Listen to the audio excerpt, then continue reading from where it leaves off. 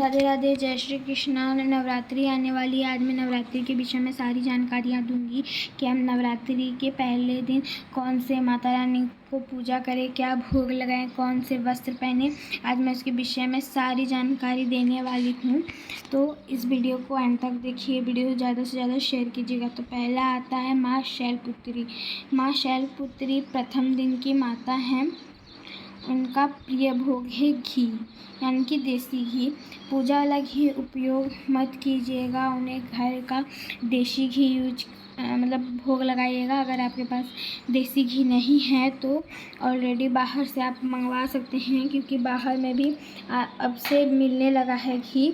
आप बाहर का ही घी यूज़ कीजिए अगर घर पे नहीं है तो।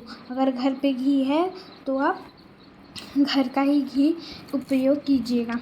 तो अब देखते हैं माता रानी को कौन से कलर का साड़ी, और आप खुद पहने, आप नारंगी रंग का साड़ी आप पहने, या माता रानी को भी वही वस्त्र पहने।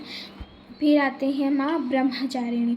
ब्रह्मचारिणी दूसरा दिन माँ ब्रह्मचारिणी का दिन है। उनको ज़्यादातर मिश्री पसंद है। मिश्री माता रानी को बहुत प्रिय है। आप मिश्री का भोग लगाएं, और उस दिन आप सफ़ेद रंग का साड़ी पहने। फिर आता है माँ कुष्मांडा।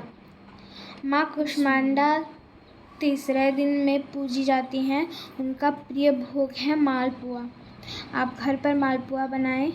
बाहर का अगर नहीं हो सक रहा है तो कोई बात नहीं, बाकी प्रयत्न कीजिएगा कि आप घर पे मालपुआ बना सकें। फिर उनको लाल रंग बहुत ही प्रिय है। आप उस दिन लाल रंग की साड़ी पहन सकते हैं। माता रानी को लाल रंग का साड़ी मतलब कोई वस्त्र धारण करवाए। फिर आता है चौथा दिन माँ चंद्रघंटा का। माँ चंद्रघंटा चौथी स्वरूप हैं। उन्हें खीर बहुत प्रिय है। आप घर पर मेवा डाल के माता को भोग लगाएं। हर तरह का मेवा लगा के घर के चावल को उपयोग करके माँ को खीर बनाएं अपने हाथों से और भोग लगाएं। उनका प्रिय रंग है नीला।